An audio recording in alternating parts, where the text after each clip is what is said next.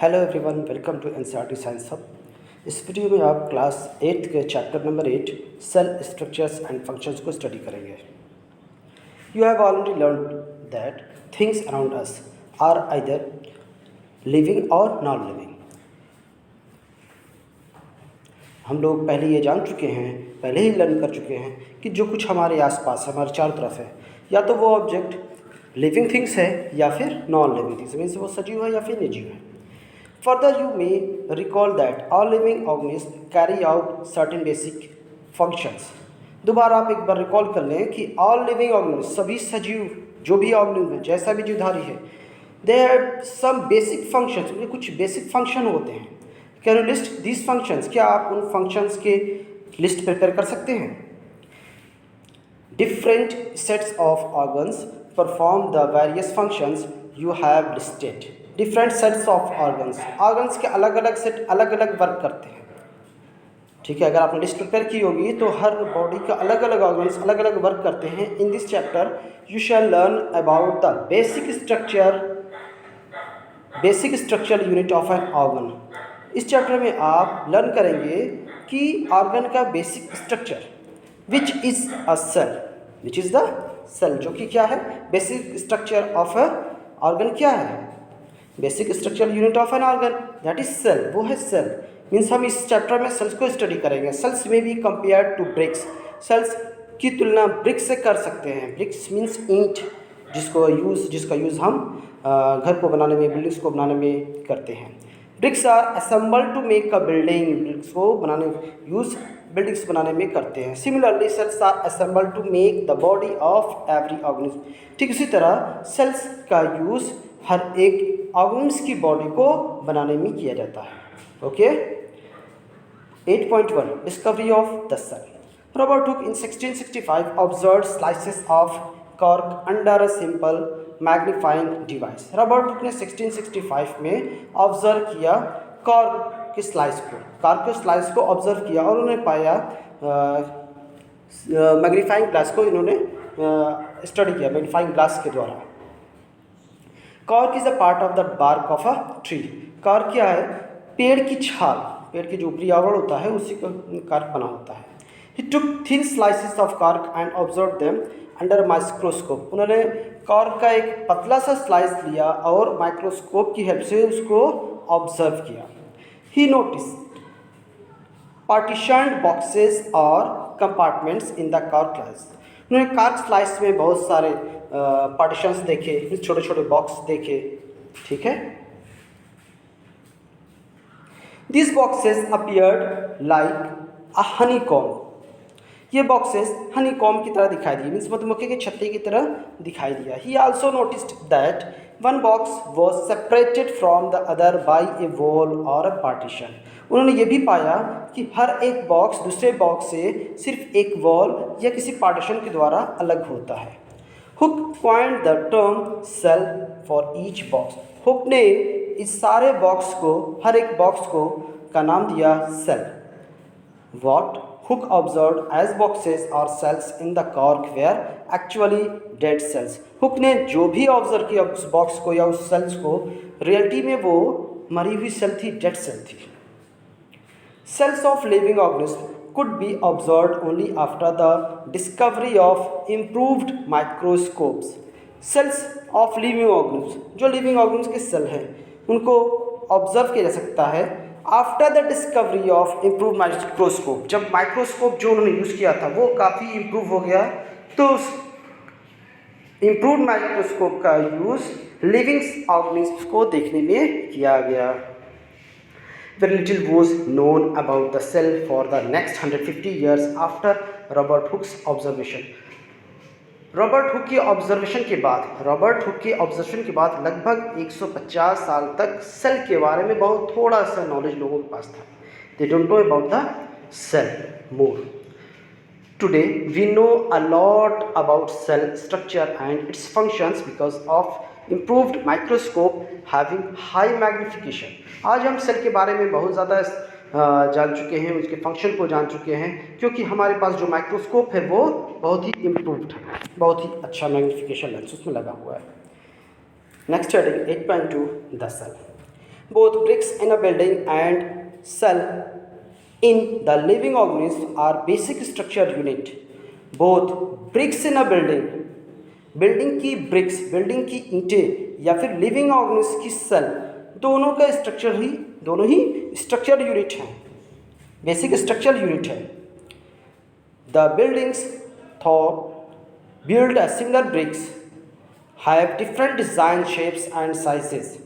ये जो बिल्डिंग्स जो ब्रिक्स की बनी होती है, यद्यपि वो अलग अलग डिज़ाइन की शेप्स की हो सकती हैं.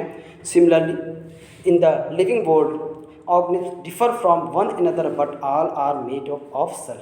ठीक उसी तरह लिविंग वर्ल्ड, जो लिविंग थिंग्स है, इंसान हैं, जानवर हैं, प्लांट्स हैं, ये सारे सब के सब सेल से बने हो सकते हैं, सब के सब सेल से बने होते हैं. ठीक है. अब ये है कि इनका स्ट्रक्चर डिफर है.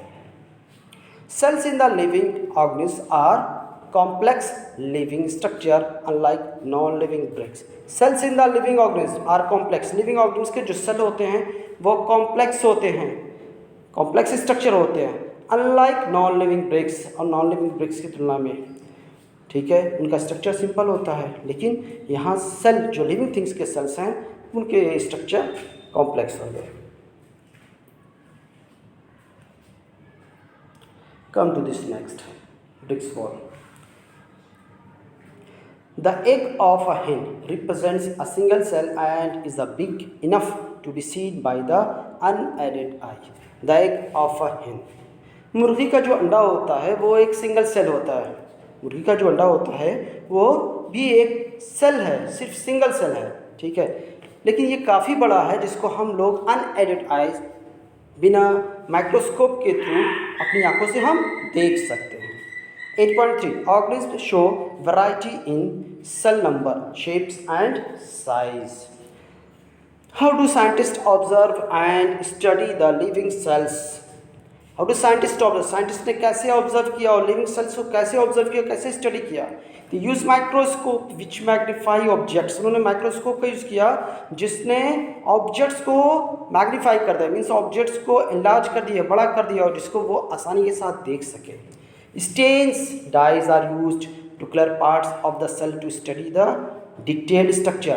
उन्होंने स्टेनर का यूज़ किया, डाइस का यूज़ किया और उस सेल को स्टेन किया और पार्ट को आसानी के साथ कलर पार्ट बनाया और उसको ऑब्जर्व किया.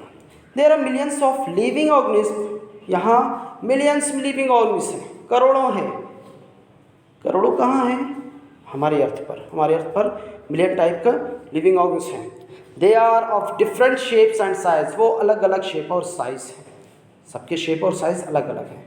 There organs also vary in shape, size and number of cells. तो उनकी ऑर्गन्स अगर वो अलग हैं तो उनके ऑर्गन्स की भी शेप, साइज भी अलग अलग होंगे. ठीक है, तो नंबर ऑफ सेल्स भी अलग अलग होंगे. Let us study about some of them. आइए उनमें से कुछ के बारे में स्टडी करते हैं. Number of cell. Can you guess the number of cells in a tall tree or a huge animal like the elephant? Can you guess the number of cells? क्या आप बड़े से बड़ा पेड़ हो उसके में कितने सेल्स हैं आप ये अनुमान लगा सकते हैं? या फिर एक विशाल जानवर जैसे कि हाथी, उसमें कितने सेल्स होंगे, क्या ये आप इसका अनुमान लगा सकते हैं? The number runs into billions and trillions.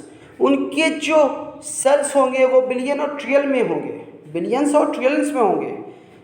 Human body has trillions of cells which vary in shapes and size.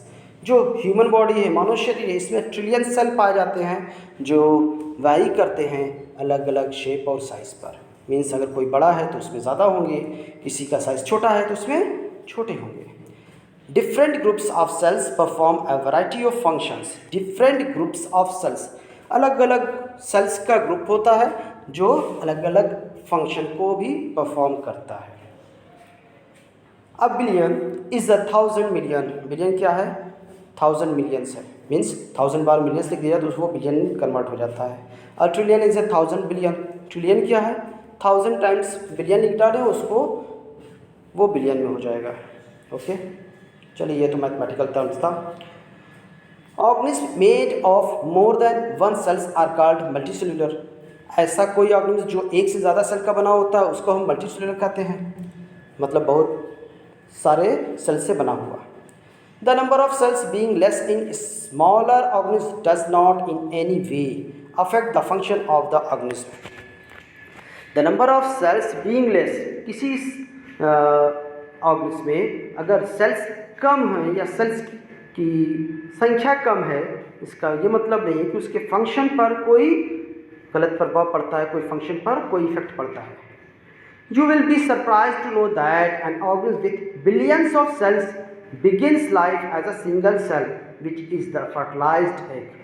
आप ये भी जानकर सरप्राइज होंगे, जिस ऑर्गेनिज्म में बिलियन सेल्स पाए जाते हैं, जो बिलियन सेल्स पाए जाते हैं, वो उसका निर्माण भी एक सिंगल सेल से हुआ था। मीन्स फर्टिलाइज्ड होने से पहले वो भी एक सिंगल सेल हुआ करता था। The fertilized egg cell multiples and the number of cells increase as development proceeds. Fertilization के बाद सिंगल सेल फर्टिलाइज्ड हुआ, फर्टिलाइज्ड होने के बाद उसके नंबर ऑफ सेल्स धीरे धीरे इंक्रीज कर गए और वो डेवलप्ड हो गया। Look at figure 8.3a and b. Both organisms are made up of a single cell. A single celled organisms are called unicellular. यहाँ figure number 8.3a and b amoeba और पैरामीशियम दिया हुआ है। बोथ आर यूनिसेलुलर, ये दोनों unicellular मतलब ये single cell है, एक ही सेल से बना हुआ इनका शरीर है। पूरे शरीर में एक ही सेल अमीबा का और एक ही सेल पैरामीशियम का है। Okay, organism single celled organism performs all the necessary functions that multicellular organisms perform. एक सिंगल सेल का ऑर्गेनिज्म है, वो सारे के सारे फंक्शन परफॉर्म करता है जो मल्टीसेलुलर ऑर्गेनिज्म की बॉडी परफॉर्म करती है। A single celled organism like amoeba captures and digest food, respire, excretes, grows and reproduce. एक सिंगल सेल्ड ऑर्गेनिज्म जैसे कि अमीबा ये भी कैप्चर करता है, भोजन को अपने प्रे को शिकार को पकड़ता है, भोजन को डाइजेस्ट करता है, रेस्पायर करता है, श्वसन करता है, एक्सक्रीट करता है, मलमूत्र निकालता है, बड़ा भी होता है और ये रिप्रोड्यूस भी करता है जैसे ह्यूमन करते हैं। Similar functions in multicellular organism are carried out by groups of specialized cells forming different tissues in turn form organs.